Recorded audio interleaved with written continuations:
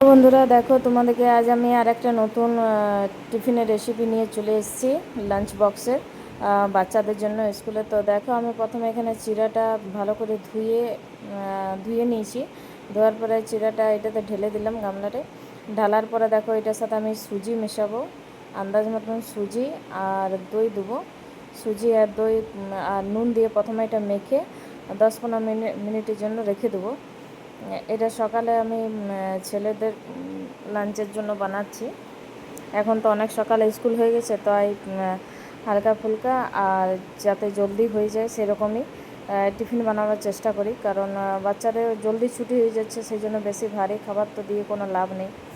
তো দেখো, এটা আমি একটু সব মেখে নিলাম একসাথে। দই, নুন, চিড়া, সুজি দিয়ে মেখে ওটা 10-15 মিনিটের জন্য রেখে দিলাম। আর এখানে দেখো, আমি সব তরকারিগুলো যেগুলো সবজি হয় সবজিগুলো কেটে নিয়েছি। যেমন পেঁয়াজ দিয়েছি, গাজর দিয়েছি, বিট দিয়েছি, ক্যাপসিকাম দিয়েছি, কাঁচা লঙ্কা দিয়েছিলাম।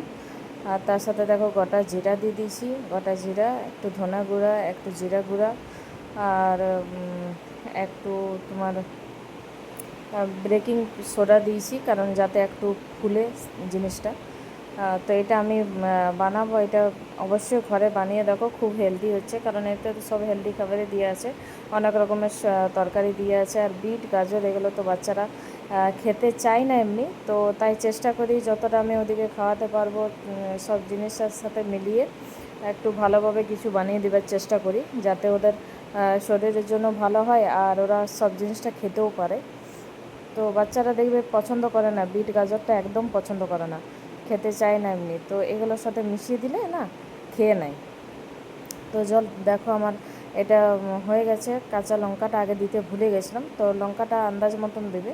আমিও আন্দাজ মতন দিয়েছি, কারণ বাচ্চাদের জন্য বানানো হচ্ছে। তো যা যার বাচ্চারা লঙ্কা খায় না তারা লঙ্কাটা স্কিপ করতে পারো। আর দেখো, আমি হাতে একটু সরষার তেল নিয়ে নিয়েছি। সরষার তেল লাগিয়ে তারপরে দেখো টিকিগুলো বানাচ্ছি। প্রথমে ওটা গোল গোল করে আর তারপরে টিকির মতন বানিয়ে দেবে। টিকির মতন বানানোর পর দেখো অনেকটাই সুন্দর হয়। হালকা হাতে দেবে বানাবে, কারণ বেশি দাব দেখলে তো তরকারিগুলো সবজিগুলো যেগুলো দিয়েছি সেগুলো বেরিয়ে যাবে, কাঁচা সবজিগুলো। আর কাঁচা সবজিগুলো একদম মিহিভাবে কাটবে। তো দেখো, আমার টিকিটা রেডি হয়ে গেছে বানানো, এমনিভাবেই বানাবে। আর দেখো, আমি জল গরম হতে দিয়েছি। জল গরম হতে দিয়ে জালিটাতে দিয়ে পরে এটা ভাপ দিয়ে সিদ্ধ করে নেবো। ভাপ দিয়ে সিদ্ধ করব। কেউ যদি কারো যদি বড় থালা থাকে, অনেকের বড় জালিদার থালা থাকে, সেটা দিয়ে করতে পারো, সেটাতে অনেকগুলো একসাথে হবে। আমার একটু লেট হয়েছিল, কারণ আমার তো অনেকগুলো একসাথে হতে ছিল না, আমাকে আলাদা আলাদা করে করতে হচ্ছিলো, কম কম করে, কারণ আমার কাছে ছোট ছিল। অনেকের কাছে থালার মতন থাকে, তো ওইটা দিয়েও করতে পারো। তো দেখো, জলটা প্রথমে গরম হতে দিয়ে দিয়েছিলাম। তো জলটা গরম হয়ে গেছে, তারপরে ওইটা জালিটা দিয়ে পরে আর উপর থেকে আমি একটা থালা ঢাকা দিয়ে দিয়েছিলাম, যাতে ভাপে ওইটা সিজে যায়, সিদ্ধ হয়ে যায়। সিদ্ধ হওয়ার পরে এটাকে নামিয়ে দেবো। দেখো, এখন একটু গরম আছে,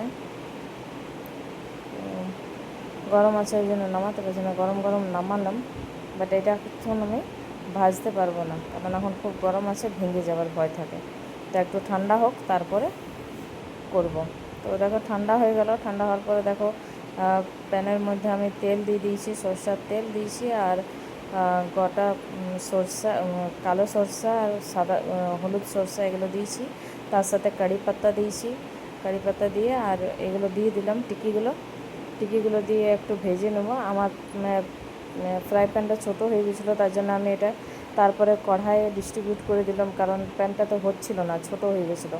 তো দেখো, আমার ভাজা হয়ে গেছে। ভাজার সাথে আমি দিয়েছিলাম হালকা একদম নুন দিয়েছিলাম, আর ধনা গুঁড়াও দিয়ে দিয়েছিলাম, জিরা গুঁড়োও দিয়ে দিয়েছিলাম।